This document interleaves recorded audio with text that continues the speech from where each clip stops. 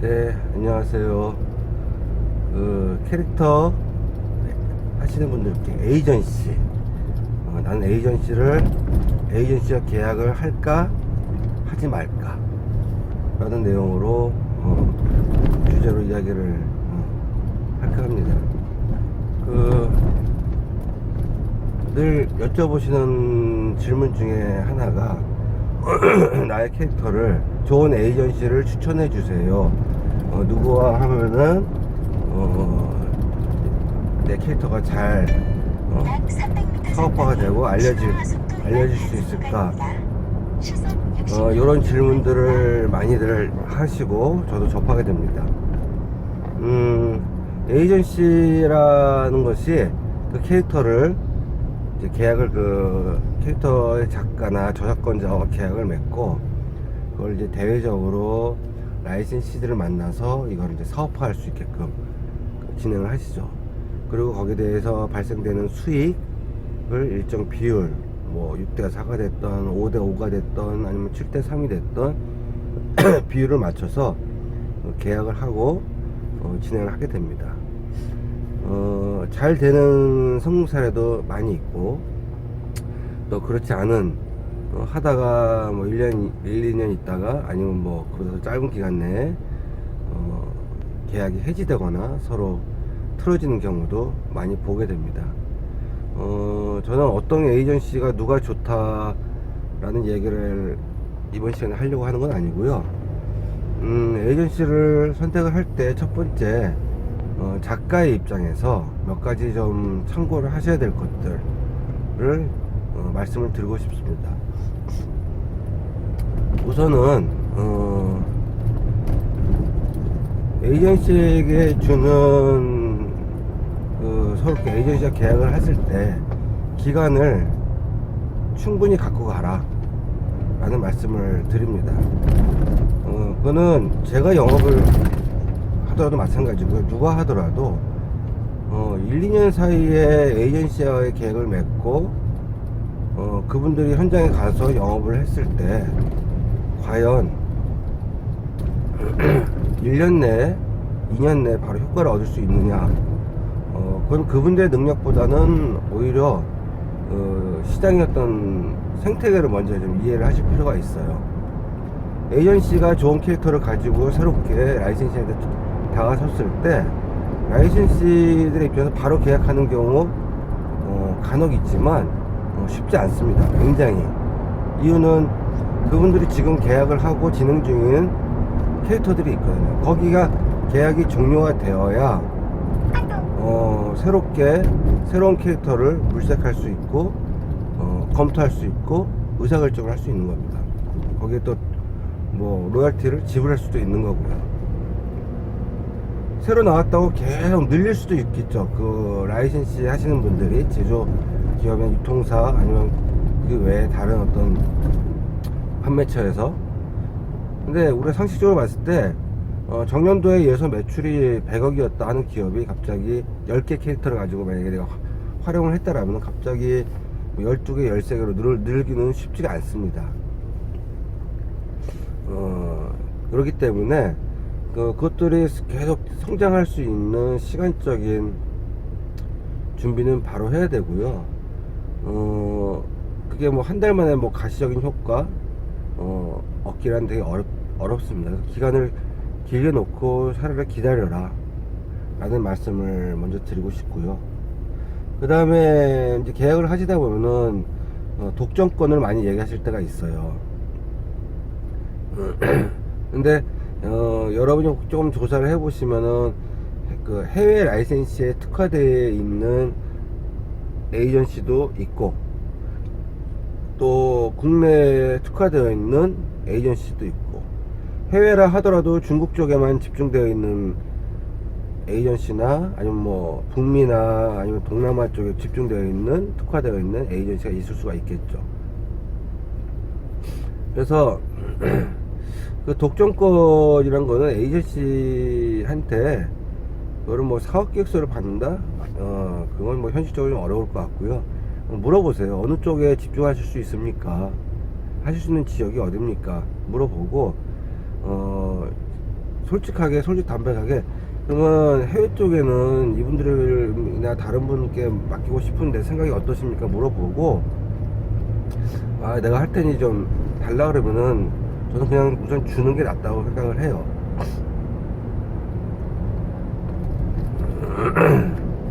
왜냐면 결국은 어떤 해외 전시회나 그런 그 세일즈 할 수 있는 어떤 기회에 대부분 에이전시 분들이 다 참석을 하시거든요. 예. 거꾸로 항상 입장 바꿔 생각하라는 게, 캐릭터 작가 여러분께서 직접 현장에 나가서 영업을 한다. 그 에이전시부터 더 잘할 수 있다면 에이전시를 둘 필요가 없죠. 예. 나보다 그래도 이분들이 하는 게 낫기 때문에 맡기는 거고, 그리고 만약에 내 마음에 안 들어, 그럼 내가 사람을 써서 급여를 주고 일을 맡기는 게 아닌데, 그 비용보다는 에이전시한테 주는 그 비용이 훨씬 작습니다. 그리고 에이전시 입장에서는 저 에이전시는 내 캐릭터만 하는 게 아니야, 여러 개가 있기 때문에 내 거 잘 안 해줄 것 같아 라는 생각을 가질 수 있는 분이 있는데요. 그런 생각은 사실은 그냥 하지 않는 게 좋습니다. 내게 좋으면 그 에이전시가 가지고 있는 캐릭터들보다 경쟁력이 높으면은 나의 캐릭터를 집중해서 공략을 하겠죠. 그거는 철저하게 어떤 시장의 논리에 의한 거고, 나도 그만큼 다른 캐릭터들보다 월등하게 할 수 있게끔 내가 있는 현장에서 많은 어떤 디자인이라든지 스토리텔링이라든지 내가 갖고 있는 어떤 채널을 통해서 홍보하는 그런 어떤 마케팅적인 요소는 작가분들도 해 주셔야 됩니다. 그렇지 않고 한번 그려놨던 거 누군가 와서 내 걸 바로 라이센싱 하자라고 하고 기대한다는 거는 그랬던 분들이 계세요. 예전에 좀 그랬던 성공 사례가 있고. 근데 저는 항상 말씀드리고 싶은 게, 내가 그 사람하고 그러면 그 사람보다 지금 내가 낫냐, 훨씬 더 월등하냐, 그게 사실은 답이거든요. 본인의 생각이 아니라, 여러분이 그렇다고 해서 월등하지 않다는 얘기가 아니고요, 일반 대중들의 눈높이에서 내가 그렇게 해서 성공했던 캐릭터들보다 월등하냐 라고 물어봤을 때는, 나의 생각과 실제 나의 실력, 내 주변의 어떤 전문가적인 생각, 눈의 관점하고는 굉장히 다릅니다. 대중들은 그런 거 몰라요. 그냥 딱 직관적으로 딱 보고 이거 좋아 그러거든요. 그럼 거기에 내가 맞춰서 그들의 호응을 얻고 있느냐, 그건 다른 얘기가 되기 때문에 에이전시를 만약에 선택을 하시고 맡기신다면은 5년 정도 그 시간을 충분히 가지시고 계속 교감을 하시고, 그리고 그분들로부터 많은 좋은 그분들이 지금 가지고 있는 그 캐릭터들 중에서 잘 되고 있는 캐릭터들의 이야기를 많이 들으시는 게 오히려 여러분께 전 도움이 되려고 봅니다. 또 하나 신뢰의 문제인데, 하다 보면 우연찮게 에이전시 일정 기간 지나고 나서 그 캐릭터 작가분한테 직접 계약 문의하고 너와 직접 계약하고 싶어라고 이렇게 오는 경우가 간혹 발생돼요. 그러면 이건 내가 한 거지라고 해서 덥석 본인이 직접 계약하고 에이전시한테는 뭐 통보를 한다거나 아니면 통보를 아예 안 하고 나중에 알게 되는 경우도 간혹 발생이 됩니다. 거꾸로 에이전시 하시는 분이 여러분한테 어떤 예서 뭐 계약금 10,000불을 받았는데 그거를 뭐 5,000불만 받았다라든지 이렇게 다르게 얘기를 한다면, 아니면 내가 알지 못한 저 어떤 나라에 가서 계약을 하고 나서 그거를 나한테 안 날려줬더라면 여러분 어떻겠습니까? 입장을 바꿔놓고 생각하면 굉장히 신뢰가 깨지겠죠. 그게 결국은 계약 해지나 뭐 기타 어떤 서로의 어떤 불명예스러운 모습으로도 비출 수 있고, 그래서 그런 부분들에 대해서는 꼭 넘기시라는 거죠. 저라면 그렇게 하는 게 오히려 맞다고 봐요. 그게 신뢰로 같이 성장할 수 있는 부분이 될 수 있으리라고 봅니다.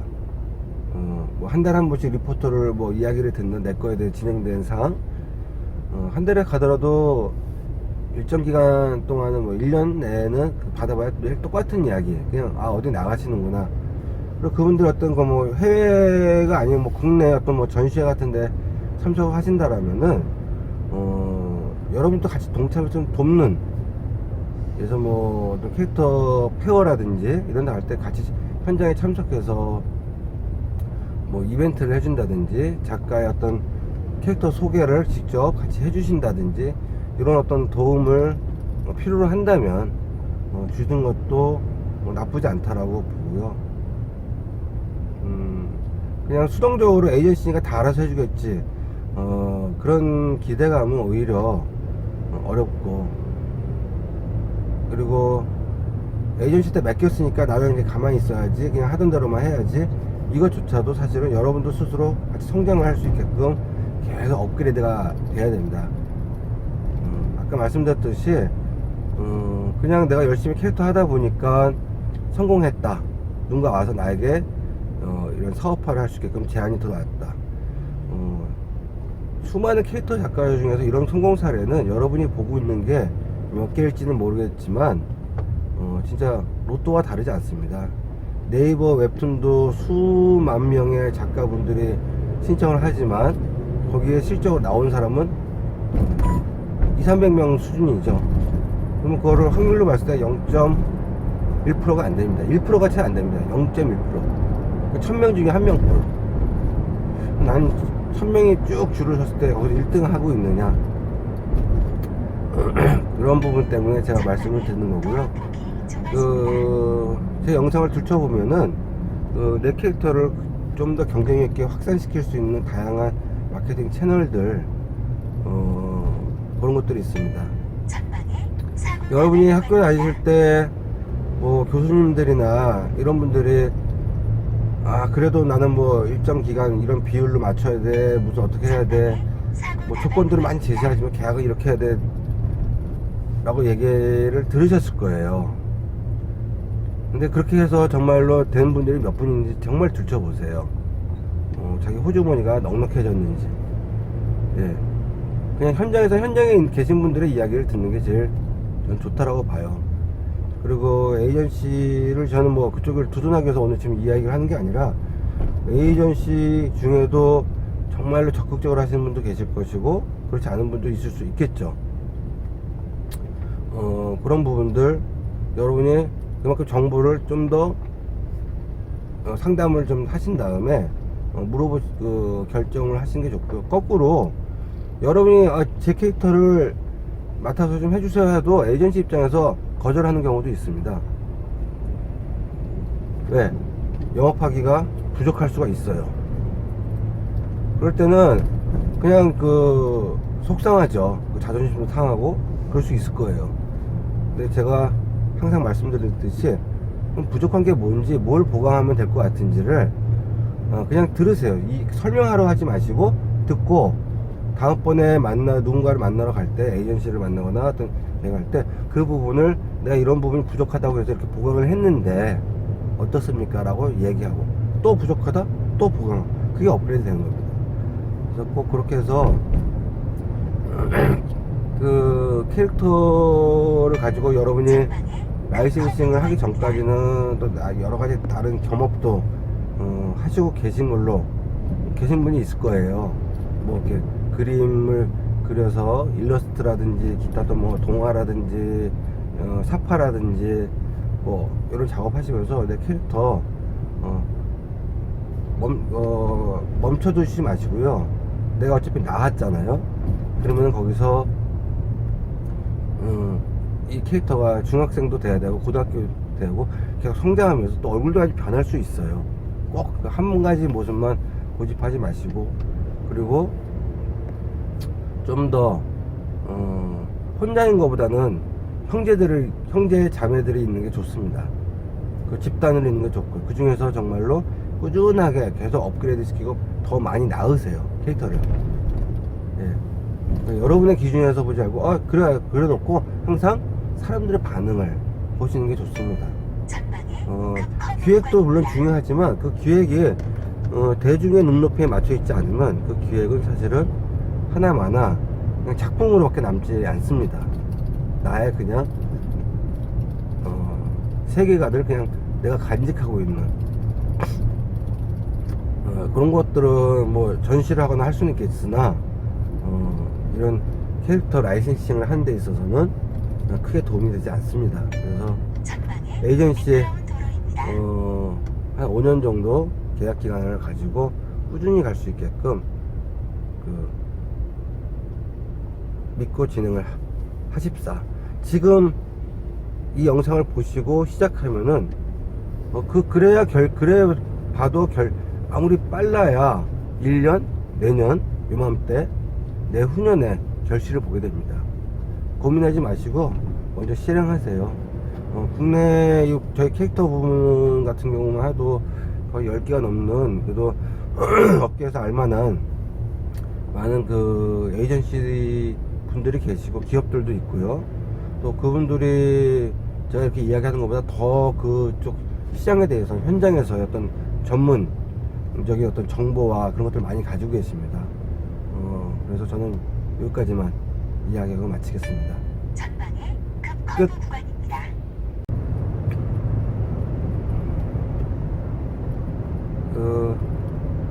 로열티 얼마를 받아야 되냐 라는 이야기를 하겠습니다. 이거는 이제 기존에 애니메이션에 있는 그런 캐릭터 기업의 이야기가 아니고요. 캐릭터 작가분들이 누군가 나에게 로열티를 제시했을 때 얼마를 내가 받으면 좋을까?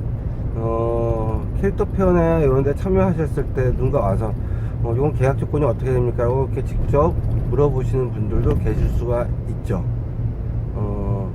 여러분이 만약에 캐릭터 페어 행사 끝나고 그런 것들을 질문하셨던 어떤 기업에 찾아가실 수 있는 여건이 된다라면은 가서 직접 상담을 하는 것도 좋은 방법이고요.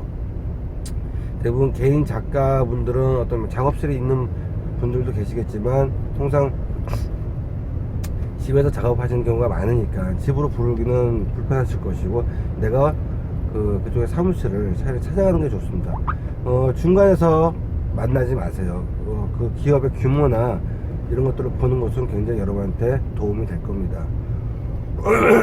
그렇지 않고 반대로 이제 현장에서 그런 상담을 하고 이야기를 하려면은 얼마를 받으면 좋을까? 저한테 캐릭터를 보여주시고 뭐 메일이나 그런 것도 보여주고 제 거 어때요? 라고 물어보시는 분이 계시면 제가 항상 늘 얘기해요. 나쁜 캐릭터는 없다. 태어난 아기와 똑같아요. 아기 응애응애가 나오는 애기 저한테 보여주셨을 때는 저는 그런 느낌을 받아요. 응애하고 애기가 태어났는데 이 친구를 어떻게 키울지에 대고, 이 친구를 정말 키우는데 돈이 얼마가 들어갈까? 이 친구가 정말로 나중에 대통령이 될 수도 있고 군인이 될 수도 있고, 캐릭터가 그렇게 또 하나의 인격체로, 물론 인격체는 아니지만 그렇게 상상을 했을 때 제가 던지는 질문이 있어요. 어떻게 키울 건데? 첫 번째. 두 번째, 이거 가지고 지금 뭐 그림이 10장이 됐던 5장이 됐던 이거 가지고 지금 얼마 받기를 원해? 그러면 그분들이 갑자기 저한테 분명히 그런 것들을 듣고 싶어서 질문을 하셨을 텐데 대답을 못 하세요. 속으로 있지만 주저주저 하세요. 다시 한번 제가 묻죠. 얼마 받고 싶으세요? 그게 1년이 됐던 5년이 됐던 얼마 받고 싶으세요? 그러면은 5천만원, 1,000만원 이렇게 부르시는 분들이 계십니다. 이렇게 받을 수 있으면 받으십시오 라고 저는 얘기를 해요. 여러분의 작품이나 그 캐릭터가 몇 년 동안 걸쳐서 어떤 준비를 했는지는 저는 모르잖아요. 그냥 제 앞에 있는 거는 이게 10년 된 캐릭터인지 10년 동안 정말 많은 노력과 노하우를 갖춰서 만들어진지, 그런 거는 저는 생각지 않아요. 생각할 필요도 없죠. 일반 소비자들은 그냥 지금 내 눈앞에 보이는 게 중요한 것이지, 그리고 얼마가 나한테 많이 알려져 있느냐, 이게 내가 있는 적용된 상품에 이라면 더 구매하고 싶은 마음이 드느냐, 매출에 기여를 하느냐, 그것만 봐요. 여러분이 10년이 됐든 5년이 됐든 1년이 됐든 어저께 방금 만드는 따끈따끈한 캐릭터가 됐든 그거는 사실 중요하지 않아요. 근데 그걸 만드셨던 분이 요구하시는 돈은 내가 그동안 이것들을 만들면서 준비했던 시간과 노력과 투자를 분명히 마음속에 두고 이야기를 하시죠. 그래서 1000만원짜리, 5천만원짜리, 500만원짜리, 뭐 몇백만원짜리가 나오는 겁니다, 이야기가. 근데 현장에 가면은 제가 정말 차디찬 현장 이야기를 하자면은 돈을 받지 못하고 러닝 로열티만 받는 캐릭터들도 많이 있습니다. 네, 그만큼 내 걸 알리기 위해서, 그리고 현재 캐릭터라는 것들이 수요보다 공급이 더 많은 이런 어떤 안타까운 현실을 반영을 하고 있는 것도 사실이고요. 만약에 캐릭터가 수가 어떤 수요와 공급이 적정하다면 그렇게까지 할 필요는 없겠죠. 자, 그래서 뭐 이건 제 개인적인 소견이니까 오해는 없으시기를 바라고요. 아, 이렇게 얘기도 하는구나 라고 받아들여 주시고 맞다면 한번 해보셨으면 해요. 단돈 100만원이라도 주면은 계약을 하십시오 라고. 그리고 러닝 로열티, 애니메이션에 나오는 캐릭터들도 뭐 출고가 대비 뭐 5%, 7%, 해외에 있는 유명 캐릭터들은 뭐 10% 받는 것도 있고 그 이상 받는 것도 있지만, 내가 그렇게 똑같이 요구를 한다? 줄 이유가 없어요. 제조업체에서 비싼 거죠. 예, 그럴 바에는 여기서 내가 1,200만원 더 주고 차라리 해외 검증된 캐릭터를 잡는 게 낫지 라고 아마 생각을 하게 될 겁니다. 그래서 그분하고 기분 나빠서 계약을 하지 마라, 그 얘기 아니에요. 그게 그냥 현실이에요. 그 당연한 그분들의 액션이고 리액션이고, 여러분도 마찬가지지 않습니까? 뭔가 물건을 살 때 내가 잘 모르는 브랜드다, 근데 그 물건이 누구 장인이 만들었다고 치자고요. 근데 내가 잘 몰라요. 나한테 정말 도움이 될지 잘 모르겠어요. 근데 그게 5만원이래요. 그 옆에 똑같은 조건인데 만원이래요. 예, 그게 선택입니다. 여러분 캐릭터도 다르지 않습니다. 여러분이 노력한 거 저 인정하고 그걸 무시해서가 아니라 전략적으로 가자라는 얘기예요. 그 무슨 얘기냐면은, 여러분이 갖고 있는 그런 것들을 차라리 그렇게 계약을 하고 좀 더 부지런히 움직여서서 그런 것들이, 그런 그 파트너 그 기업이 10개, 20개 되도록 만드시라는 겁니다. 그리고 계약기간 보통 1년 내지 2년 하신 분들 많은데요, 최소 3년은 똑같은 조건으로 가셔가지고 좀 돈독하게 파트너십을 구축을 하셨으면 좋겠습니다. 1년 내가 손해보고 했으니까 이제 다음번에 이거랑 똑같은 업체 뭐 기업하고 다른 업체하고 좀 더 뭐 한 100만원 더 받고 계약을 해야지, 그거 다 소문납니다. 네, 그 업계끼리 다 돌아가는 뻔히 보이는 그 업계의 시장에서 여러분의 캐릭터가 입에 오르내리게 될 거예요. 그러면은 새로 하려는 사람은 내가 더 주긴 했지만 나도 2, 3년 뒤에 나의 미래는 내가 키워놓고 빠이빠이 하겠구나 라고 생각을 하겠죠. 한번 계약하면은요, 그 파트너 그 라이센서 권리 활용자가 큰 어떤 뭔가 계약의 어떤 불이행이나 신뢰를 깨트리는 행위를, 불법적인 행위를 하지 않고서는 그냥 끝까지 가시라고 말씀을 드려요. 옆에 더 큰 기업체가 온다 하더라도요, 그래 봐야 돈 얼마 차이 안 납니다. 제가 이 말씀을 드리는 거는요, 그냥 단돈 몇 푼에 장사하지 마시고 정말 브랜드로 가시려면요, 그렇게 해갖고 꾸준하게 가지고 필요하다면 그 기업하고 차라리 그 다른 B라는 업체가 오더라도 나와 처음 거래했던 A한테 가서 같이 협의를 하세요라고 얘기하시는 게 나아요. 그럼 그들이 알아서 합니다. 예. 파일을 키우시라는 거죠. 전체적으로 1, 2%의 몫을 걸지 마시고 그 실제 돈 금액을 환산하면 얼마 안 되거든요. 1억에 1% 100만원이고 1억에 2% 200만원 100만원 차이 때문에 내 5년 10년의 계획 브랜딩 하는 어떤 이런 그 사업적인 관계를 그 환경을 어그러뜨리지 말자라는 얘기입니다. 그래서 오늘의 결론 50만원 100만원 받더라도 그거를 10개 20개 만들는 게 더 중요하다. 예, 그 말씀을 드립니다. 그렇게 안 하시면은 향후에 그 일정 기간이 지났을 때 그 기업들 외에도 다른 하겠다는 업체들은 많이 생길 수가 있어요. 그때 좀 더 약간 여유있게 받으실 수 있습니다. 예, 그리고 그때 MG를 좀 더 이 정도 이제 매출 나왔으니 기여를 했으니 좀 더 올려주세요. 기분 좋게 이야기도 할 수 있는 겁니다.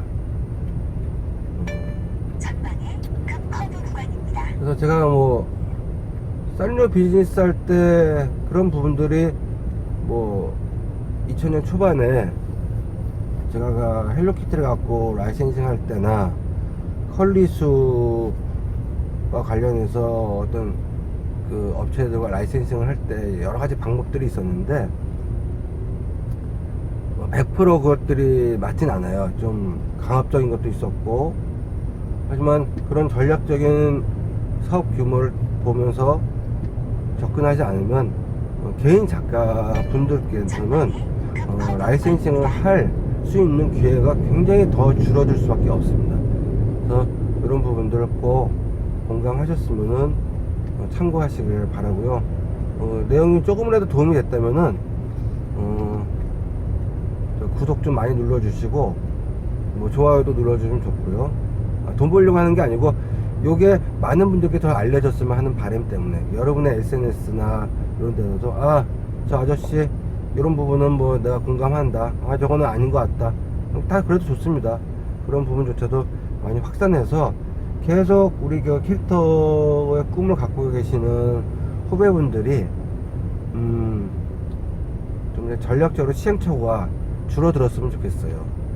흔히 말하는 뭐 지원 사업만 받아서 연명하는 모습이 아닌 이제 자발적으로 경쟁력을 가지고 여러분 스스로가 브랜드가 될 수 있는 그런 어떤 캐릭터들로 설 수 있으면 좋겠습니다. 오늘 이야기 여기까지 끝.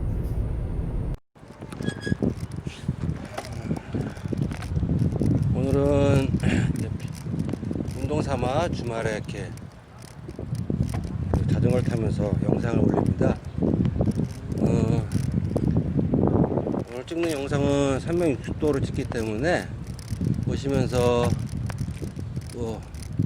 제 얼굴이 보기 싫으신 분은 화면을 이렇게 드래그 하시면은 전면에 경치도 보실 수 있고, 여기 보시는 곳은 현재 제가 있는 그 은평구 불광천 자전거 도로입니다. 지금 한강까지 갈 테니 가면서 이야기를 할 테니까 경치 구경하시면서 그냥 틀어놓고 이야기만 들으셔도 됩니다. 헬멧을 안 쓰신 분들이 참 많은데 헬멧 쓰는 게 참 좋은데 아직은 정착이 안 된 것 같아요. 자, 오늘 이야기 주제는 캐릭터 애니메이션 없이 이제 캐릭터 하신 분들은 나름 그래도 어떤 애니메이션보다는 조금 더 어떤 홍보나 마케팅 부분에서는 다소 취약한 부분이 사실 있습니다. 그래서 이런 캐릭터를 어떻게 좀 내가 적극적으로 대중들에게 알리고 인지도를 확장시키는, 그건 사실 제가 제 얘기를 하거나 뭐 제 이론 주장을 피는 게 아니라 그동안에 그렇게 애니메이션이 없이 캐릭터만으로도 성공했던 많은 캐릭터들이 있어요. 그런 캐릭터들의 어떤 그 사례들을 분석해 봤을 때 공통적인 원리들, 그리고 그 원리들이 지금도 사실은 변하지 않는다. 물론 더 많은 어떤 홍보 채널과 그들보다 더 많은 어떤 변화된 어떤 차별화는 분명히 가져가야겠지만 기본적인 방식은 바뀌지 않는데, 그럼에도 불구하고 기존의 방식만을 고수하면서 가시는 분들한테는 실적으로 효과가 많이 떨어지기 때문에 말씀을 드리고자 합니다. 기본적으로 캐릭터 알리신 분들, 그 요즘 SNS 채널 중에서 인스타그램을 많이 하시는 분들이 계세요. 근데 저는 이제 인스타그램은 뭐 하셔도 제가 뭐 하지 말라는 말씀은 안 드리고요. 주력할 수 있는 채널은 그래도 인스타그램이나 이런 것보다는 네이버나 다음과 같은 포털 사이트를 국내에서 만약에 진행하신다면 활용하시는 것이 적극적으로 중요하다. 그 다음에 페이스북이나 그리고 인스타그램, 그 다음에 카카오 스토리나 기타 밴드 같은 것들은 부가적으로 활용을 하시는 게 좋다. 그러니까 중심은 항상 네이버나 다음과 같은 포털, 블로그나 카페를 운영하신 것이 우선이다. 거기서 별도로 파생돼서 링크를 걸어서 인스타로 뭐 옮기시든지 페이스북에 옮기시든지 하는 게 오히려 저는 낫다 라고 말씀을 드리고 싶습니다. 이유는 검색입니다. 검색 때문에 그렇습니다. 여러분이 캐릭터를 우선 기본적으로 누군가 알려줄 때 검색했을 때 인스타에다 검색하진 않아요. 그리고 노출되는 부분, 이미지 검색부터 시작해서 했을 때 검색이 제대로 되려면 우선은 아직까지는 내 포털 사이트, 그리고 유튜브에 올리실 때는 약간의 작업이 필요하죠. 그냥 캐릭터 이미지 컷만은 어렵기 때문에 간단한 스마트폰에 내장되어 있는 아니면 어플들, 사진 편집 어플들을 통해서 음악과 사진 영상들을 꾸준하게 스토리를 담아서 올리신다라면은 오히려 효과가 많습니다. 그러기 위해서는 꼭 이제 전제돼야 될 항목 중에 하나가 나의 그 캐릭터를 보여줄 수 있는 그림의 분량. 보통 매뉴얼들을 많이 말씀을 하시는데 이제는 매뉴얼 자체를 숨긴다고 해서 도움이 되지 않고 오히려 그런 것들이 가감 없이 모든 그 이미지들이 그냥 나의 블로그 자체가 매뉴얼이 되게끔 그렇게 활용을 하십사라고 권해드리고요. 자, 그 다음에 다른 방법 중에 또 하나의 방법은 전시회입니다.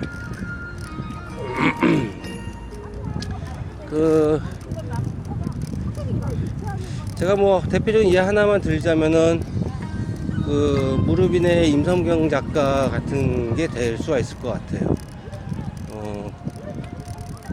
거기는 뭐라 그러나요? 주기적으로 비용을 들여서라도 뭐 인사동 같은 갤러리에 가서 본인의 어떤 캐릭터와 그림들을 전시회를 갖게 됩니다. 그러다 보니까 그게 이제 일정 시간이 지나면서 어떤 백화점에서 작품 전시회도 보통 열리게 되고요. 그러려면은 디지털로만 돼 있는 그림 갖고는 사실 전시회에 갔을 때 인쇄 그 프린터를 통한 출력물보다는 일정 부분은 본인이 좀 손으로 그려야 되는 그런 과정도 사실은 필요하겠죠. 저는 그거를 취미생활로 가져가시면서 주말에 한 번씩 한 점씩 쌓아간다면은 1년 정도 준비하시면서 가면은 오히려 캐릭터 페어나 이런 전시에 나가서 여러 작품들과 경쟁을 하고 그냥 보여주는 것보다는 나만의 독창적인 무대, 개인 무대를 갖는 개인전과 같은 효과를 보게 될 수 있고요. 거기서 방문해서 오시는 많은 그 방문객들이 올리는 SNS나 블로그를 통해서 오히려 더 홍보하는 데 도움을 받으실 수가 있다라고 봅니다. 전시회 보통 대관하는 데가 뭐 비용이 꽤 들 거예요. 뭐 200만 원이 훨씬 더 넘는 비용을 일주일인가요? 빌리는데 그 정도 비용이 드는데, 그렇다 할지라도 1년 동안에 잘 준비하셔서 가신다라면은 충분히 저는 좋다라고 보고, 오히려 혼자서 하기가 좀 부담이 되신다면은 그런 어떤 작가분들의 어떤 모임이나 단체를 통해서 공동으로 하시는 것도 좀 나쁘지 않다고 봅니다. 대신 뭐 내 개인전 타이틀로는 좀 어렵겠지만 그래도 그렇게 해주시는 것이 더 전 좋다라고 보고요. 그리고 그럴 때 내가 뭔가 잠재적으로 갖고 있던 뭐 라이센싱을 하고자 하는, 아니면은 뭐 에이전시를 하고자 하는 분들을 초대해서 거기서 실질적으로 어떤 상담을 하는 것도 차분한 마음에서, 또 남들이 집중되어 있고 바쁠 때가 아닌 게 약간 시간적 여유가 있을 때는 그런 데 초대해서 나만 어떤 영업을 하시는 것도 좀 나쁘지 않다라고 봅니다. 그 다음에 또 한 가지는 정기적으로 나의 캐릭터를 알릴 수 있는 뭐 인쇄물. 예. 사실은 내가 라이센싱을 하기 위해서 캐릭터를 만들었다고 한다면은 그걸 누군가 봐줘야 됩니다. 근데 사실 네이버나 다음 이런 사이트나 유튜브에는 너무 많은 컨텐츠들이 발송이 되기 때문에 내가 그들에게 직접 찾아가려면은 그분들께 나의 어떤 그 URL을 찍어서 공유를 하거나 그렇게 보내야 되는데, 내가 우선적으로 그런 분들과 교류가 없거나 뭐 협단체에 어떤 가입이 되어 있어서 명함을 많이 받아오지 않은 상태에서는 한계가 있겠죠. 그럼 그분들 회사의 주소는 사실은 내가 찾아볼 수 있지 않습니까? 그러면은 기본적으로 최소한의 비용을 들어서 아트북 정도의 그 인쇄물을 제작을 해서, 그것도 전시회와 마찬가지로 혼자서 진행하기 어렵다면은 작가 몇 분들이 모여서 진행을 한다라면은 비용적인 부담도 없고, 뭐 개인당 뭐 10만원 내외에서 충분히 나의 그 콘텐츠로 홍보할 수 있는 그런 책자를 만들어서 계속 배포할 수 있는 또 환경을 만들 수가 있습니다. 특히 거기에다가 예를 들어서 뭐 ISBN 코드까지 따서 진행을 한다면 더 도움이 되겠죠. 공포력도 있으니까. 통상 그런 비용들이 다른 데는 얼마를 부를지 모르겠지만 뭐 1000부에 100페이지를 기준으로 했을 때 약 한 넉넉 잡고 300이면은 충분히, 그럼 건당 한 3,000원 꼴이죠. 1000부니까. 근데 말이 1000부지, 그 1000부를 내가 라이센싱 하려고 하는 업체들한테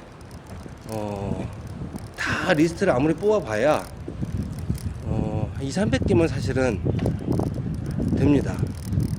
저는 뭐 비용은 어차피 똑같지만 많이 만든다고 해서 좋은 게 아니기 때문에 보통 한 200~300부 정도 라이센싱을 할 만한 기업들 주소에, 그리고 우편료하고 뭐 다 해봐야 한 300 정도 선에서 끝낼 수 있기 때문에 1000부는 사실은 좀 뭐랄까 보내고 나서도 뭐 꽉꽉 짜갖고 주소록을 리스트업 하면은 그 정도 나오겠지만 나머지 700명에서 800명 정도는 사실 잠재적이지 않아요. 지금 우리가 왜 캐릭터를 가지고 라이센싱 한다고 하는 기업들, 최소한 로열티 그래도 단돈 100만원이라도 주는 기업들을 쭉 뽑아 보십시오. 많아야 300개입니다. 우선 그런 쪽으로 먼저 집중하시는 게 낫고, 작가분들 입장에서는 현장에 영업하는 것 자체가 사실은 현실적으로 굉장히 어렵죠.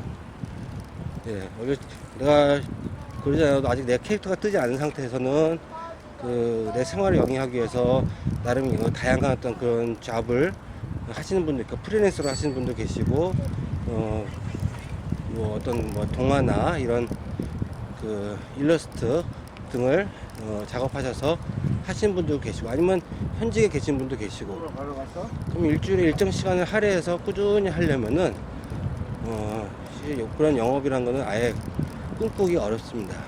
에이전시를 찾아가서 만나는 것조차도 굉장히 많은 그 시간과 노력 경비가 들어가야 되는 부분이기 때문에, 저는 진짜 현실적으로는 그런 그 작가분들의 모임, 개인이 준비해서 책, 전시회, 그 다음에 이제 블로그 운영.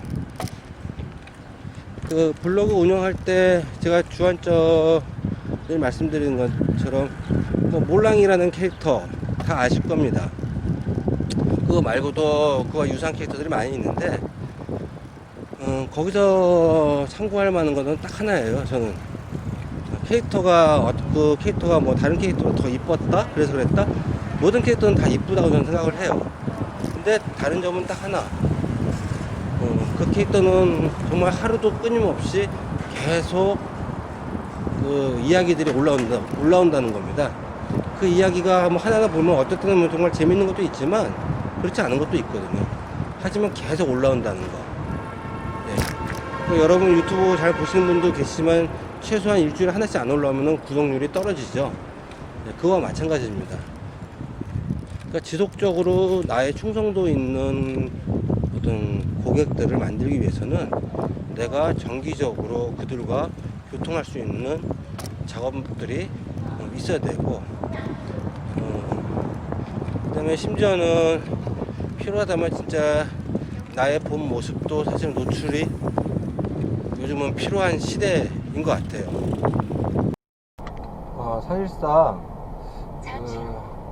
카카오 프렌즈나 이런 매장들을 시장에서 가는 것은 크게 저건 도움이 되지 않는다라고 먼저 말씀을 드리고 싶습니다. 그 이유는 간단합니다. 그 비주얼적으로 보이는 것과 현실이 다를 수 있기 때문이라고 말씀을 드립니다. 무슨 얘기냐면은 매장을 오픈한 순간부터는 디자인의 어떤 개념을 벗어나서 실질적으로 그 매출로 그 매장의 어떤 경쟁력과 생존성을 보장받아야 됩니다. 다시 말해서 매출이 일어나지 않는 매장은 그게 모두 다 기업에게는 부담을 작용합니다. 그게 흔히 말하는 뭐 라이센싱 기업이 운영하는 매장이라 할지라도 매장 자체에서 매출이 나오지 않으면은 그 매장을 스스로 유지해야 될 이유가 없어지게 됩니다. 그러면 그 카카오 프렌즈나 뭐 라인 매장, 그런 캐릭터 매장들을 가면 그 사람이 많지 않느냐 라고 물어보시는 분들이 계세요. 물론 제가 이 말씀을 드릴 때 아마 시기나 어떤 시즌에 따라서 다를 수도 있지만 제가 그 반대급부로 질문을 던집니다. 그 매장의 매출에 대한 정보를 현재 갖고 있는 사람이 있느냐? 임대료가 1억짜리 매장이라면 과연 매출이 얼마 정도 나와야 되는가? 지금 많은 그런 캐릭터 매장들이 굉장히 고가의 그 위치에서 영업을 하고 있습니다. 높은 수수료를 내는 백화점에서도 영업을 하고 있고요.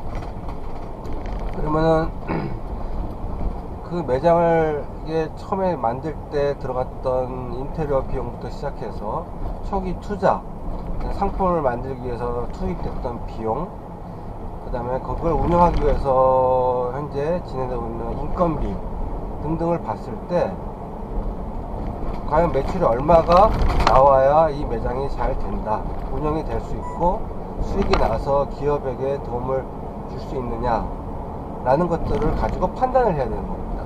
그때부터는 이 디자인이 이쁘다, 사람들이 많이 온다, 그건 큰 의미가 없습니다.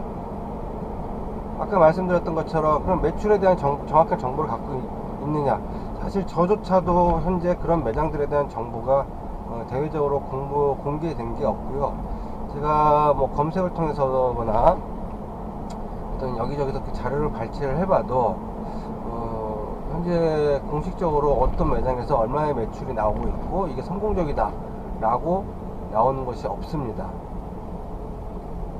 사람이 많은 것과 매출은 다를 수 있다고 했던 거는 제 얘기에 대해서 정말로 공감이 되신다면은 한번 최소한 평일, 주말은 더 많을 수 있겠죠. 하지만 정확히 보려면 평일에 가시는 게 더 정확하고요.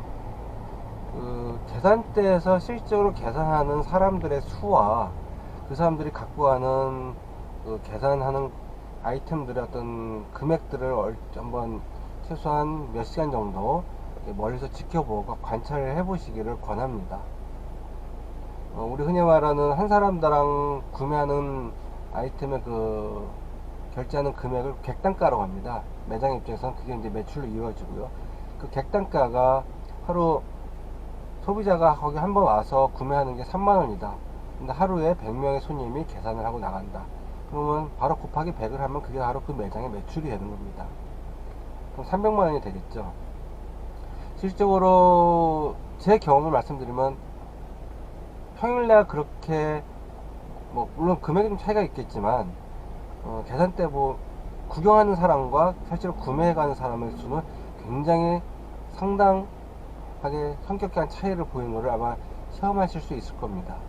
주말에는 물론 좀 더 고객수가 많이 있을 수 있겠지만 주말 토요일 일요일 매출로 나머지 5일을 잡아간다? 굉장히 어렵습니다. 최소한 백화점 같은 경우 평균 2천에서 3천, 좀 더 많으면 5천, 1억까지 바라볼 수 있지만 그렇게 하려면 하루 평균 매출이 1억 같은 경우는 하루에 300만원 이상의 매출을 계속 쉬지 않고 이어줘야 됩니다. 다시 얘기하면 3만원짜리 고객을 100명을 하루에 무조건 확보를 해야 된다는 얘기입니다. 그것도 사람이 없는 날에도, 평일에도. 그러면 300만원 정도의 매출을 일으키는 게 뭐가 어렵냐라고 물어보시는 분이 계시는데요. 제가 백화점 예를 들면은 오픈을 보통 10시 반 정도에 개장을 해서 한 8시, 9시 정도에 폐점을 하게 됩니다. 나누기 그 영업 시간이라는 게 있죠. 나누기 그럼 1시간 동안에 얼마의 매출이 일어나야 되는가, 그거를 계산대를 한번 지켜봐 보시면 그 매출이 일어나고 있구나, 그렇지 않구나를 가늠하실 수가 있을 겁니다. 그래서 제가 카카오나 라인과 같은 그 대형 플래그샵 매장은 사실상 아직까지는, 물론 좀 국내 환경이 좀 더 좋아져서 그런 매장들이 활성화 된다면 좋겠지만 현재의 어떤 기준으로 봤을 때는 그런 매장들을 모니터하고 시장 조사한 것은 바람직하지 않다라고 말씀을 드립니다. 카카오나 라인 같은 경우는 그 기업의 규모가 굉장히 크죠. 그 매출 규모도 굉장히 높고 하기 때문에 그런 매장들은 사실은 오히려 본인들이 홍보하고 마케팅 비용으로 쓰는 것으로 가늠하고 운영을 해도 큰 지장이 없는 규모의 경제를 이루고 있기 때문에 가능하려고 저는 판단을 합니다. 방송 노출 통화 또 광고를 하는 비용보다는 그 매장 하나가 한 달 동안은 계속 그 고객들과 오프라인 상에서 유대관계를 갖는 게 광고 효과가 높다고 판단할 수 있거든요. 그래서 그런 부분들을 제가 꼭 말씀을 드리고, 그럼 어디 가서 시장 조사하는 것이 좋으냐? 첫 번째는 일주일에 한 번씩 주기적으로 할인점을 가시라고 말씀을 드리고 싶어요. 할인점을 가셔가지고 그냥 그 팬시 잡화, 우리 흔히 말하는 캐릭터가 가장 잘 알려져 있는 곳만 가셔서 보지 마시고 계속 주기적으로 일주일에 한 번씩 가시면서 식품부터, 지하 1층 식품부터 캐릭터가 적용될 수 있는 기업들이 있습니다. 상품 카테고리가 있습니다. 그 카테고리별로 꾸준하게 조사를 하시는 것이 좋고요. 그 다음에 그것들이 반복되고 최소한 기획하신 분들이 지금 늦었다 생각하지 마시고요. 무조건 일주일에 업무 시간에 가실 필요도 없습니다. 주말에 그냥 그 습관화 되어서 저는 지금도 그렇게 하고 있거든요.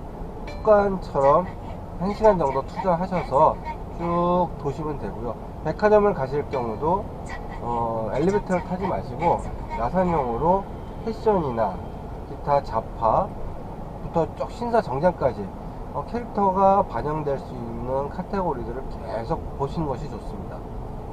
하지만 그걸 다 본다고 해서 그 기업들이 모두 캐릭터를 사용하지는 않습니다. 그 산업군의 카테고리에 따라서 캐릭터에 대해서 호감도가 있는 군이 있고요. 또 그렇지 않은 곳이 있습니다. 없는 데는 다 이유가 있는 겁니다. 그럼 왜 없는지는 나중에 뭐 시간이 될 때 또 한번 제가 언급을 하도록 하고요. 그래서 그렇게 한번 시장 조사를 꼭 하십사라고 말씀을 드리고요. 첫 번째, 백화점과 할인점, 제도권에 가셔서 반드시 상품의 흐름을 우선 익히시면은 이런 제품들이 사람들에게 판매가 되고 있고 메인으로 드러나고 규모가 늘어났다가 줄어들었다 하는구나를 쭉 일정 기간 지나야 그 시장 조사가 정말로 제대로 이루어질 수 있고요. 한번 가갖고 단편적으로 보시면요, 내일 당장 철수할 아이템을 자칫 내가 잘못된 그 판단에 의해서 그 상품 기획에 감안하는 경우가 생깁니다. 두 번째는 그 가장 이제 사무실에서 보실 수 있는 분들께 그 텀블벅이나 와디스, 그 다음에 저는 뭐 해외 쪽은 잘 모르기 때문에 제가 언급은 자세히 못 드리지만 그와 관련된 해외의 유명한 그런 크라우드 펀딩 사이트에 가셔서 상품들을 모니터 하라는 겁니다.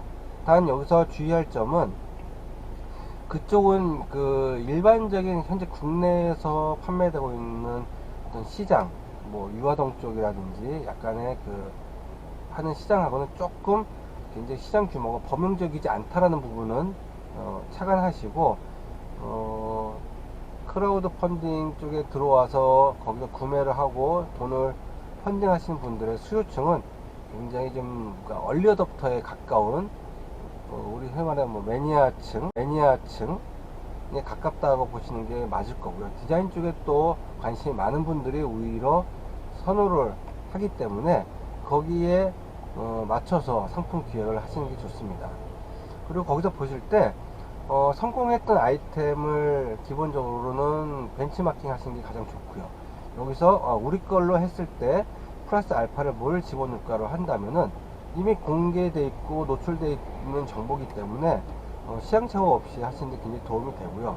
두 번째, 난 차별을 가지고 가고 싶어 하시는 분들이 분명 계실 텐데 그런 분들의 경우는 거기에 보시면은 이미 종료된 사업들, 그 다음에 실패한 사업들도 있습니다. 그걸 같이 보시고 나름대로 분석이 분명히 필요하실 것 같아요. 그냥 나의 기준이 아니라 사람들이 왜 이거를 펀딩을 안 했을까, 거기는 시기적인 요소도 있을 것이고 그 상품이 아무리 아이디어가 좋지만 실제로 실생활에서 나에게 맞지 않거나 그 다음에 가격에 대한 부담도 분명히 있을 수 있고요. 그 다음에 좋은 상품이었지만 홍보하거나 스토리텔링을 잘 못해서 그런 변수들, 요소들이 있습니다. 그것들을 내가 한다면 어떻게 보완하는 것이 좋을지를 분석하셔서 A는 이렇게 했기 때문에 우리는 A 플러스를 이렇게 하겠다라는 어떤 방법으로 접근을 하시면은 오히려 시행착오도 줄일 수 있고 성공의 기회도 굉장히, 가능성도 굉장히 높아집니다.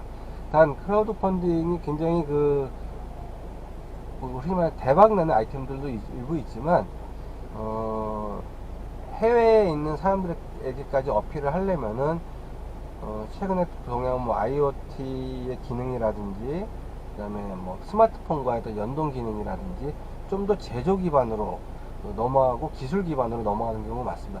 거기에 디자인이 들어가 되는데 그러다 보니까 캐릭터가 그냥 캐릭터 얼굴이 빵 찍혀 있는 이런 식으로 접근을 하시면 안 되고요. 캐릭터의 아이덴티티, 정체성, 이게 그냥 캐릭터 얼굴이 없지만 캐릭터 느낌이 충분히 느껴질 수 있는 접근 방법들이 많이 있습니다. 그런 것들로 접근을 하시고, 그런 것에 대해서 궁금하실 때는 제가 한번 또 댓글을 남겨주시면은 거기에 대해서 또 자세하게 제가 갖고 있던 노하우는 공유해 드리도록 하겠습니다.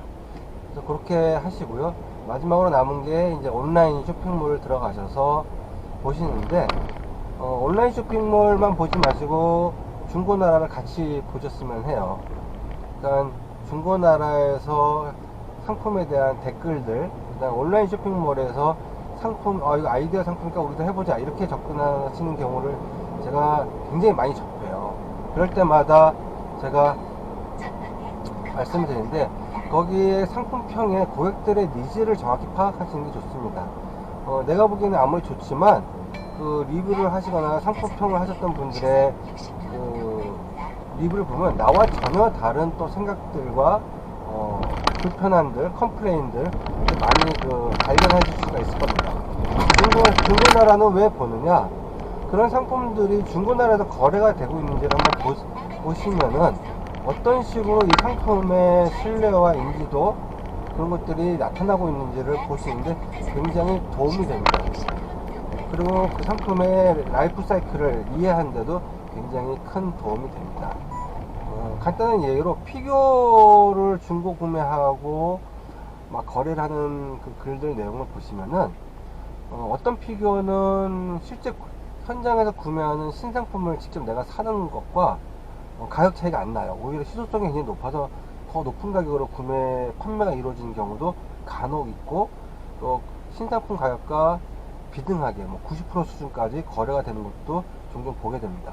반대로 신상품 나왔을 때는 예를 들어서 10만원에 거래가 됐던 아이템들이 중고나라에 딱 가면은 1, 2만원 수준에 우리 흔히 말하는 땡친다 그러죠. 그렇게 거래되는 경우도 많이 있습니다. 그러니까 그런 제가 피규어 예를 들었지만, 그거 외에도 내가 캐릭터로 활용해서 쓸 수 있는 아이템들의 그 상품 구매하는 라이프 사이클들을 참고하는 것도 굉장히 좋습니다. 기획하신 분이 아까 제가 말씀드렸던 것처럼, 나 시장 조사를 하러 간다, 카카오 매장 가요, 라인 매장 가요, 뭐가 있으니까 나는 엽서 할 거예요, 노트 할 거예요, 잡지 할 거예요, 아니면 볼펜을 만들면 좋겠다, 이렇게 하시는데요. 그렇게 하시지 마시고 하실 때 하나의 카테고리, 흔히 말하는 문구 지제면 문구 지제의 볼륨을 가지고 가는 상품군을 구성하셔 갖고 기획을 하십사라고 합니다. 단품으로 만약에 내가 지금 예산이나 준비할 수 있는 자금이 부족해서 이번에 볼펜 하나밖에 할 수가 없었어, 쿠션 하나밖에 할 수밖에 없었어 라고 하실 수 있는 분도 계실 겁니다. 그렇다면은 이번에 그렇게 쿠션을 하되 가장 정말로 내가 이거를 기존에 있는 제품보다 더 사지 않으면 못 살 정도의 조사를 하셔갖고 먼저 만드시기를 제가 말씀을 꼭 드리고 싶고요. 정말 상품이 좋다면 가격은 사실은 충분히 가격 저항선은 무너뜨릴 수가 있습니다. 남들과 똑같은 소재와 남들과 똑같은 디자인을 해놓고, 그러면 거기에 그냥 판박이 모양 내 캐릭터 이름 얼굴 그려놓고, 우리 캐릭터가 예를 들어서 좀 알려져 있으니까 그냥 애니메이션 나왔으니까 사람들이 좋아할 거야. 근데 정확한 타겟도 없고, 이건 여행을 위한 쿠션인지 캠핑을 위한 쿠션인지 아니면 인테리어 소품을 위한 쿠션인지 진짜 그냥 일반적으로 등에 넣기 위한 쿠션인지를 좀 약간 전문적으로 여러 브랜드의 어떤 포지션이나 세그멘트도 없이 하시는 거는 굉장히 위험합니다. 만들고 나서 라이센스 업체들이 다음번에 만들고 싶어 하지를 않을 겁니다. 그게 다 만든 것 자체도 로열티를 받든 안 받든 간에 만든 사람 입장에서는 그 만든 것 자체가 벌써 비용이고 재고 부담이거든요. 안 팔렸다? 소량으로 만드는데 안 팔렸다? 그거 보관하는 것 물류 비용도 다 보이지 않는 비용으로 작용이 됩니다. 그래서 그런 부분들을 꼭 참고하셔서 크게 길게 로드맵을 가지고 기획을 하시고, 꼭 만드실 때 개인적으로 제가 잘나서가 아니라 조금이라도 잔소리를 듣고 하시기를 원하신다면은 언제든지 요청을 하세요. 제가 말씀을 드릴게요. 그런데 가끔씩 그런 경우가 있어요. 만들어 놓고 이거 어떻게 쓰면 좋겠어 라고 하면 저도 사실 답을 못 드립니다. 그거 어떡합니까? 안 팔렸는데. 그걸 다시 갈아서 새로운 재료로 만들 수 있는 것도 아니고, 그렇기 때문에 그런 부분이 분명히 있기 때문에 여러분의 아이디어가 아무리 좋고 하더라도 그게 실제로 물건을 만들어질 때는 그 아이디어가 돈으로 이어지고, 그 돈이 회사에 성공 사례로 남을 때 그 다음으로 또 이어질 수가 있습니다. 자, 하던 얘기 계속 하겠습니다. 아이템 하나밖에 못 만들었다? 그러면 그 다음번에 만들 때 그와 연관되는 카테고리 상품군에 있는 아이템으로 넘어가시기를 제가 권해드립니다. 쿠션, 그러면 생활용품, 봉제용품이라는 장르에 들어가겠죠. 그럼 그걸 만들었으면은 그 다음번에는 그거와 연관된 게 뭐가 있을까요? 뭐 베개, 아니면은 뭐 커튼, 침장, 침구, 그 다음에 이불 커버, 아니면 발 매트, 뭐 등등 그런 연관된 상품, 아니면 등받이 등등 연관된 상품이 있을 수가 있겠죠. 그러니까 그렇게 하나씩 한 장르에서 제대로 된 군을 이루어지는 것이 오히려 쿠션 했다가 완구 했다가 또 공책 했다가 나눠주는 것보다 훨씬 더 브랜딩 구성하는데 도움이 되실 겁니다. 한 카테고리에서 제대로 구성이 되면은 전혀 다른 업종에서 모자, 가방을 하시는 분이나 뭐 우산, 장화를 하시는 분이나 이런 쪽에 계신 분들에게 어필을 하시기에 훨씬 더 용이하실 수가 있습니다. 우산을 했다가 모자를 했다가 가방을 따로 했다가 그 다음에 완구를 했다가 뭐 그 다음에 뭐 노트를 했다가 이렇게 하게 되면은 여러분이 나중에 이걸 가지고 밖에 나가서 어떤 그 다른 파트너를 만나서 어필하실 때도 사실 어렵고요. 실제로 이것들을 실질적으로 B2C로 소비자들에게 판매하기도 굉장히 어려움을 느끼실 수가 있을 겁니다. 내가 만약에 쿠션을 했다, 근데 다른 아이템은 좀 자신이 없다, 근데 이번에 했던 게 반응이 좋았다 그러면 쿠션으로만 10종을 하던 12종을 하던 쿠션 전문 브랜드로 그 캐릭터가 성장할 수 있도록 브랜딩을 하시는 것을 저는 권해드리고 싶습니다. 오늘은 캐릭터 상품 기획 그리고 시장 조사 어떻게 하는 것이 정말로 그래서 기획을 처음 하시는 분이나 아직은 잘 모르겠다라고 하시는 분들에게 도움을 드리기 위해서 말씀을 드렸고요. 기존에 뭐 캐릭터, 국내 캐릭터라고 하면 사실 캐릭터 완구가 가장 어떻게 보면 크지 않을까 싶습니다. 그 완구, 특히 뭐 로봇 완구라든지 캐릭터 완구 회사에서 하는 거는 지금 제가 말씀드렸던 내용하고는 조금 상당수 그 접근 방법이 좀 다릅니다. 그분들은 자신들의 또 유통망이 있고 자신들의 고객들이 확보가 돼 있고 또 바이어를 통해서 얻는 현장에서 판매 데이터를 근거로 그 상품들을 유도하고 또 그들이 원하는 어떤 캐릭터나 브랜드를 하기 때문에 현재 내가 유통이 없는 뭐 그런 분들하고는 좀 차이가 났고요. 빼먹을 뻔 했습니다. 다이소는 한번 가보세요. 하지만 다이소에서 판매를 할 수 있는 아이템을 내가 기획한다. 현실적으로 그거는 좀 제가 기획할 때 어떤 그 뭐라 그럽니까 염두에 안 두시는 것이 좋다라고 봅니다. 소량 다품종으로 오히려 가시는 것이 좀 낫다라고 보고요. 시작하시는 분들께는 다이소와 같이 대량으로 저가의 상품들을 공급하는 기업들은 그 제품이 뭐 만들어져서 땡을 치지 않는 이상은 가격 경쟁력을 갖추기가 현실적으로 쉽지가 않습니다. 이렇게 짤막하게 단편적으로 그 몇 가지 얘기를 드렸습니다. 도움이 되시기를 바라겠습니다. 감사합니다. 이 영상에 도움이 되셨다면은 저도 한번 우리 전문 유튜버 하시는 분들처럼 좋아요, 구독 꼭 눌러주세요. 혹시 압니까? 많은 분들에게 도움이 될 수 있는 많은 좋은 콘텐츠를 들 수 있도록 응원의 메시지도 부탁드리겠습니다. 감사합니다.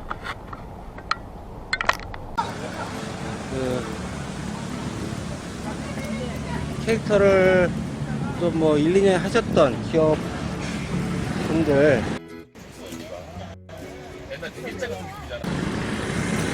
자주 하시는 질문들, 우리 캐릭터 어떻게 마케팅했으면 좋겠냐,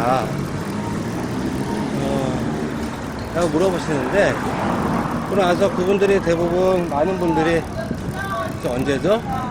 그 캐릭터 페어 때 많은 어떤 비중을 두고, 아니면 전시회 때 많은 비중을 두고, 그리고 뭐 한국 콘텐츠 진흥원이나 기타 또 비즈매칭 때 많은 비중을 두고 그 영업 활동을 하시는 분들이 계시는데, 제가 가끔씩 그런 말씀을 드려요. 남의 결혼식 날 아니면 잔치 당일날 연애를 할 수 없다. 누군가 사귀기가 굉장히 어렵다. 공식 석상에서는. 개인적으로 만나서 개인적으로 차를 한잔 마시면서 이야기를 해야 된다. 예, 그게 무슨 얘기냐면은, 내가 라이센싱을 하고 뭔가 할 때는 개인적으로 만나서 진행을 해야 되는데 굉장히 어렵죠. 특히 이제 국내는 더더욱 어려웠어요. 왜냐면은 경기 상황도 그렇고 라이센시 기업들의 매출도 많이 떨어지고, 그러면 뭐 해외도 사실 뭐 국내하고 다르지 않은데 여기서 보통 이제 여쭤보는 내용들이 어떤 거냐면은, 그 어떤 전시회를 나가서 해외 바이어들을 만나서 상담을 하고 뭔가 그 좋은 어떤 반응들을 얻으셔서 기분 좋게 전시회를 잘 마무리 짓고 오시는 분들이 많습니다. 그런데 거기서 어떤 부분들이 취약하냐면요, 그렇게 마무리를 짓고 왔는데 그 다음에 지속적인 어떤 그 의사소통이나 이런 것들을 거의 안 하시는 경우가 많아요. 그러면서 1년 뒤에 있다가 다시 만나서 어쩌고저쩌고 라고 하시는 경우들이 대부분 많죠. 요즘 신생 기업이나 후발 기업에 계신 분들은 사실 뭐 저는 영어를 거의 못해요. 근데 웬만한 영어 실력도 되시고 의사소통도 가능하신 분들이 많은 걸로 알고 있어요. 학생 때 또 저보다 더 많은 그런 준비를 많이 하셨던 걸로 제가 알고 있기 때문에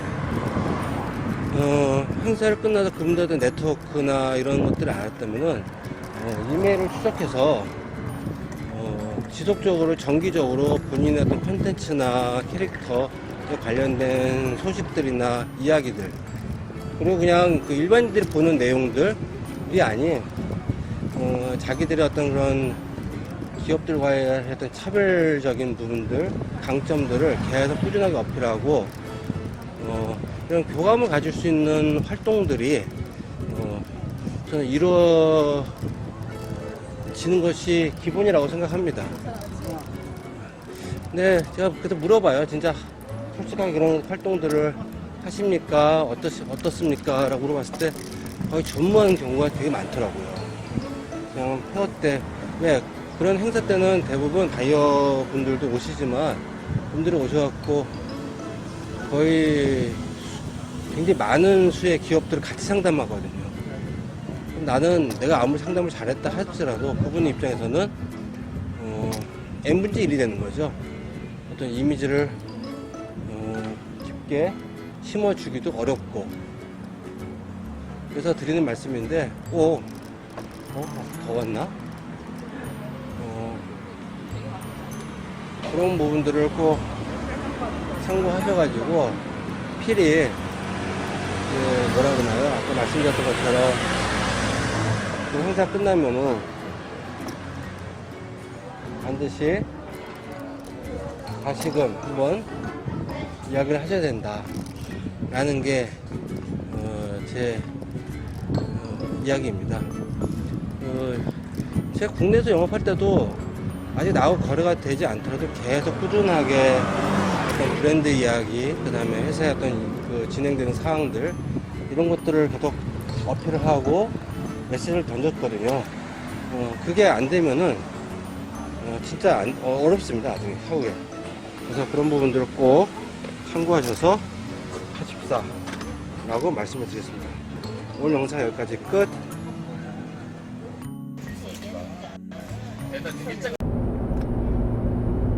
네, 이정훈TV 캐릭터 비즈. 오늘은 컬리수 아동버, 캐릭터 아동버, 유사 짝퉁 대응, 이런 주제로 한번 진행을 해볼까 합니다. 여러분 캐릭터를 가지고 하시다 보면은 나와 비슷한 캐릭터를 누군가가 비슷하게 따라 하거나 하는 경우를 발견하게 되고, 또 뭐 중국이라든지 기타 나라에서도 나의 것을 유사하게 모방해서 마케팅 하는데 오히려 그게 더 잘 되는 경우도 보실 때도 있고, 내가 분명히 거기에 대해서 보호를 받기 위해서 국내뿐만 아니라 해외에도 저작권을 뭐 상표 등록을 출원하거나 저작권 등록을 했음에도 불구하고 이제 통제가 잘 안 되는, 그래서 속이 많이 상하시는 그런 것들을 호소하시는 분들도 계시곤 합니다.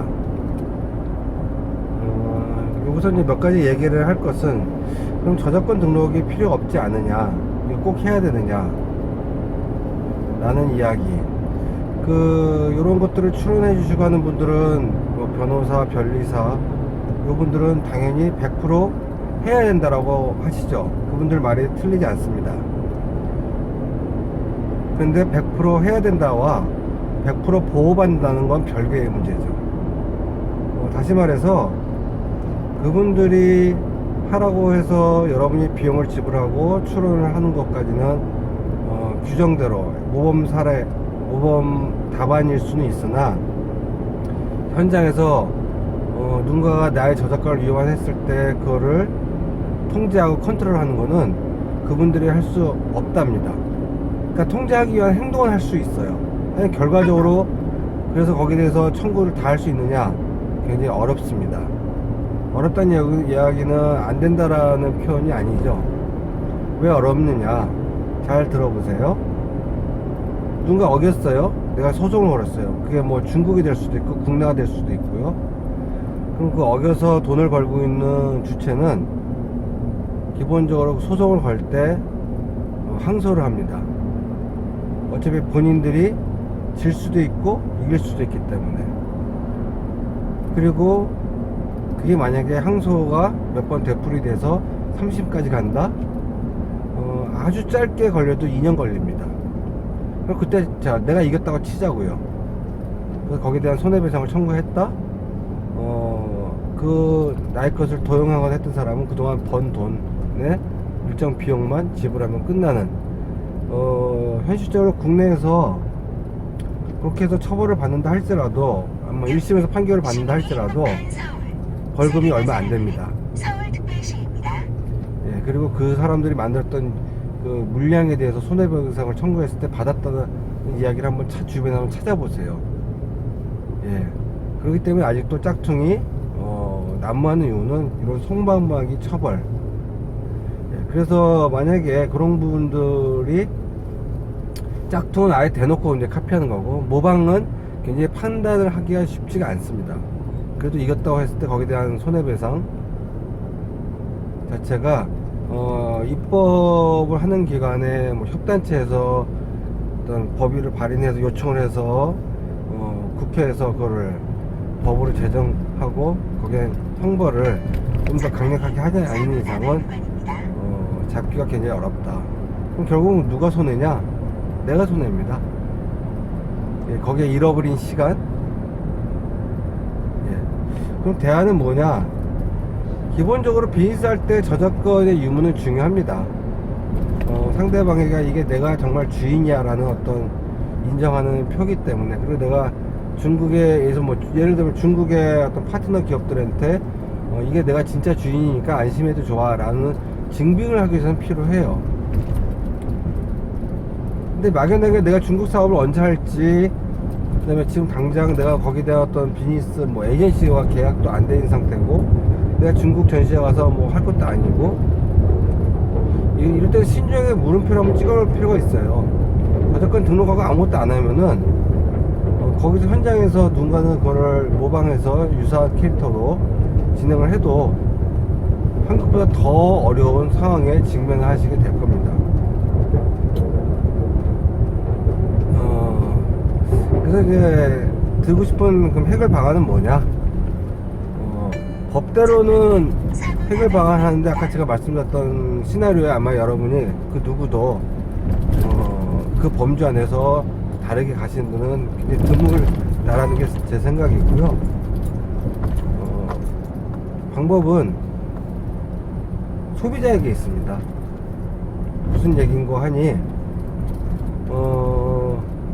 내가 계속 짝퉁이 따라오고 한다 할지라도 계속 소비자에게 내가 진짜라는 것을 보여줄 수 있는 액션과 모든 것, 여러 가지 그 디자인 계속 나오는 어떤 그런 창작물들이 나온다면은 소비자들이 아예 짝퉁과 뭐 모방인 캐릭터나 진짜 오리지널 캐릭터와 소비자의 눈에 의해서 구분이 되어지게끔 만드는 게 중요합니다. 그렇게 되면은 오히려 그런 사람들이 그런 걸 모방해서 만들더라도 소비자들 그거를 구매를 안 할 겁니다. 그러면은 그런 걸 만든 사람들이 자연스럽게 사라질 수가 있죠. 제가 아까 컬리수에서도 그런 경우가 많았었습니다. 컬리수 아동복, 캐릭터 아동복이 매출을 정점을 찍을 때 600억까지 거의 그 소매 매출로 갔던 적이 있었는데, 그때 자, 그분이 어떤 자이던 타이던 그와 유사한 컨셉과 비슷한 컨셉으로 자, 제가 여기서 이제 그 브랜드가 일부러 그거를 카피했다라고 제가 얘기는 안 할게요. 하지만 그와 유사한 캐릭터와 컨셉이 같은 유통, 같은 할인점 안에 입점이 되었습니다. 가격은 더 쌌어요. 자, 그거는 그 유통 현장에서 내 디자인과 똑같이 안 하고 유사하게, 누가 봐도 그 유사한데 좀 달라요. 그걸 가지고 법적으로 대응한다? 그 자체로서 굉장히 시간 낭비고 소모전이 될 수밖에 없죠. 그럼 어떻게 대응을 했느냐?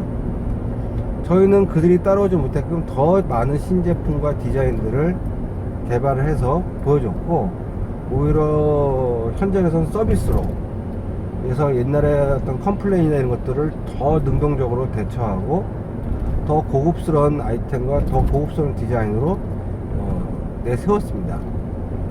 대한민국 속담에 그런 게 있죠. 싼 게 비지떡이라고.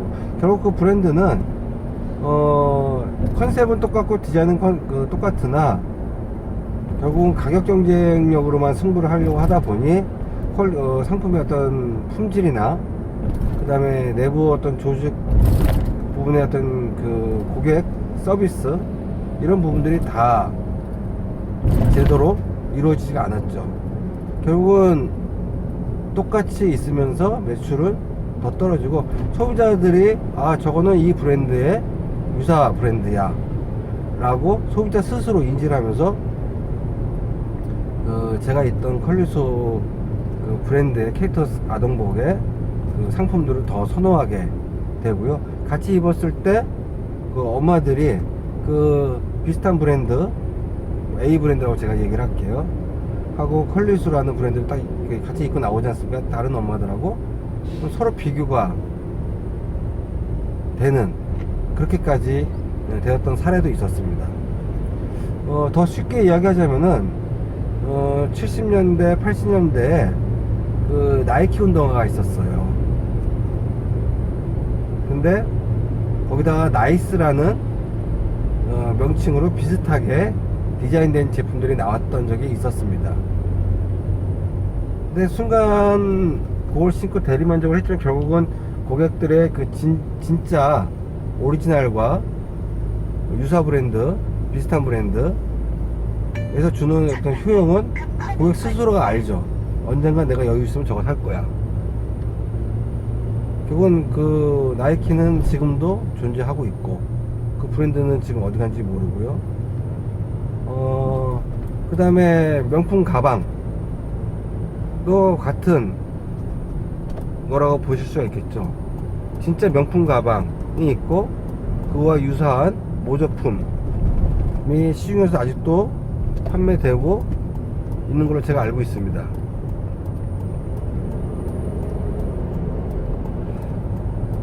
그러면은 예전보다 많이 줄어들었죠. 대놓고 파는 데도 없고, 굳이 그걸 살려면은 진짜 뭔가 찾아가서 사야 되는, 모조품을 살 때는. 예, 그만큼 소비 시장이 위축됐고 짝퉁 시장도 많이 줄어든 건 사실입니다. 아예 없어지진 않았겠지만, 여러분의 캐릭터도 그렇게 접근을 하셔야 된다고 저는 말씀을 드리고 싶어요. 누군가는 따라 할 것이고, 그리고 언젠가는 오히려 그게 나보다 더 소비자들한테 진짜인 양 인식되는 경우가 있습니다. 근데 중요한 거는 내가 오리지널이다 아니다가 중요한 게 아니고요. 사람들로, 대중들로 하여금, 고객들로 하여금 내 걸 더 좋아하게 하느냐 아니냐가 더 중요합니다. 후에 나왔던 캐릭터가 마케팅을 더 잘하면요, 어떤 순간에는 그들이 더 오리지널인 양 여겨지는 경우도 생기게 됩니다.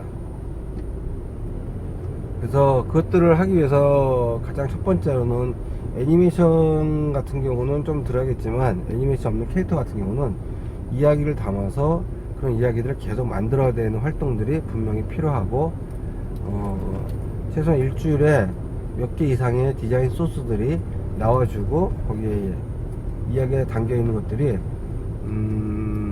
대중들로, 고객들로 하여금 공감을 얻을 수 있도록 하는 적극적인 활동들을 꾸준하게 하지 않으면은 굉장히 어렵다 라고 제가 말씀을 드립니다. 몰랑이라는 캐릭터가 있습니다. 여러분이 아실지 모르겠지만, 꾸준하게 지속적으로 예나 지금이나 한결같이 계속 나옵니다. 근데 반대로 그 이후에 몰랑이와 비슷한 캐릭터, 그리고 그 전에도 사실 몰랑이와 비슷한 캐릭터는 굉장히 많았어요. 동글동글하고 귀엽고. 근데 중요한 거는 아까 말씀드렸던 것처럼 나쁜 캐릭터는 없다. 예, 제 논리입니다. 그리고 그걸 누가 더 성장시키냐에 따라서 그게 진짜 인양, 사람들한테 진짜 인양이 아니라 진짜가 되는 겁니다. 그래서 유사 캐릭터 오는 거 대응, 그게 사실 좀 소모적이라는 생각이 제가 들고요. 만약에 뭐 내가 상표를 등록했는데 국내에서 이름과 모든 것들 다 똑같이 해서 쓴다라면 문제가 되겠지만, 어느 바보가 그렇게 똑같이 하겠습니까? 오히려 내가 먼저 그렸는데 후에 그 뒤에 나온 캐릭터가 내가 먼저 나왔다라고 거꾸로 적반하장격으로 하는 경우도 당하실 수도 있습니다. 최소한 그런 것들을 막기 위해서는 뭐 여러분도 평상시 잘 하시는 대로 나의 어떤 홈페이지나 블로그, SNS 이런데 대중들에게 공표를 하고, 비용적으로 여유가 된다면은 디자인이나 뭐 저작권 등록하는 거 홈페이지 들어가서 상표 출원까지 안 하셔도 그런데 등록하셔서 가시는 방법도 굉장히 중요합니다.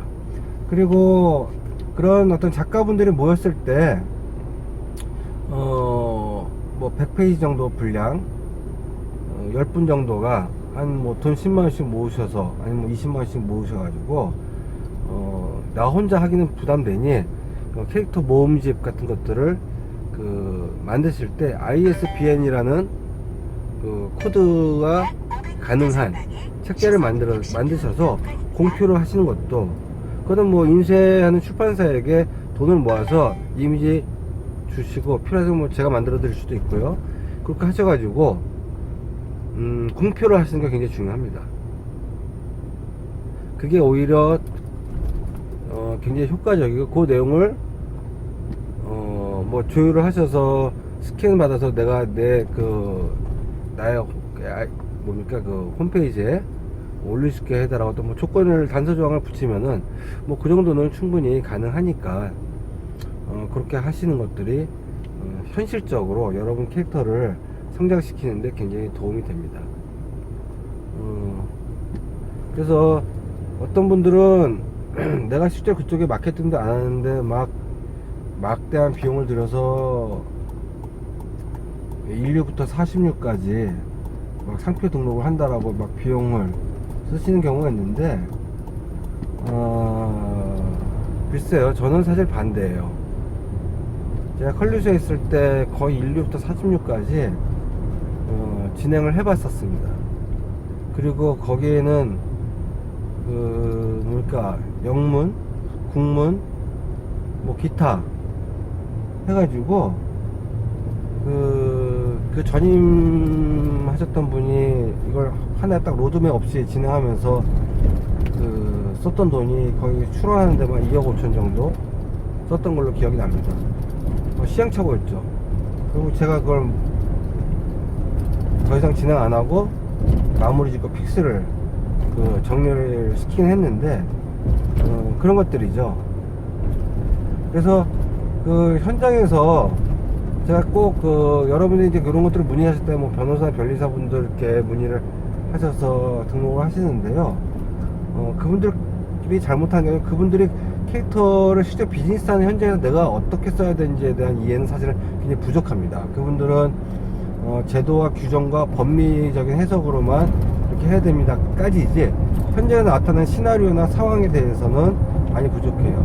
출연을 할 때라도 국문으로 해야 될지 영문으로 해야 될지 뭐 어떤 식으로 하는 것이 비용을 좀 절약하고 복합적으로 사용할 수 있는 것인지, 예.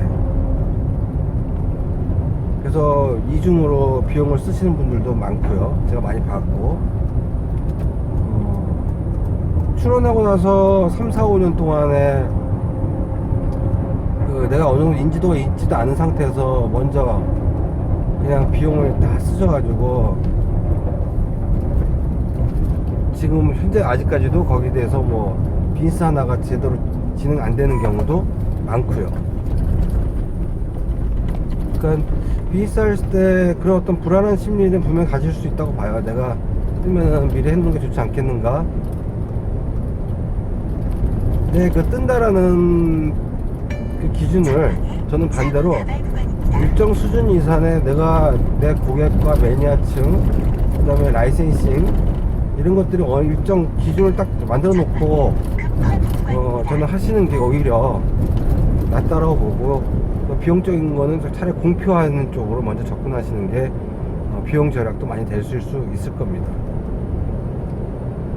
오늘 이야기 하다 보니까 두 가지로 이제 확장이 되는데, 유사 캐릭터가 나왔을 때 대응하는 방법. 예. 첫 번째는 내가 더 진짜인 것을 보여줘라. 예, 그러기 위해서는 내가 지금 그보다 더 많은 디자인과 경쟁력, 공감을 대중들의 판단이 할 수 있게끔 보여줘라. 그런 노력 없이는 내가 진짜이라도 어느 순간에 가짜가 될 수 있다.